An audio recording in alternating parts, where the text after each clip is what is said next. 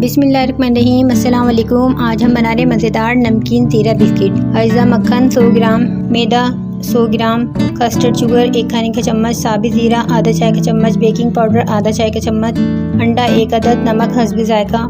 तरकीब: सबसे पहले मक्खन को कस्टर्ड शुगर के साथ फेंट लें, फिर अंडा फेंटकर मक्खन के मिक्सचर में शामिल करें। अब इस मिक्सचर में आधा खाने का चम्मच नमक और साबुत ज़ीरा डालें, फिर मैदे को छानकर साफ़ कर लें। मैदा और बेकिंग पाउडर को अब मक्खन के मिक्सचर में शामिल करें और अच्छी तरह मिक्स कर दें। अब डो बना के थोड़ी देर के लिए फ्रिज में रख दें। अब बेलन से इसे बेल कर कटर की मदद से बिस्किट की शक्ल में काट लें।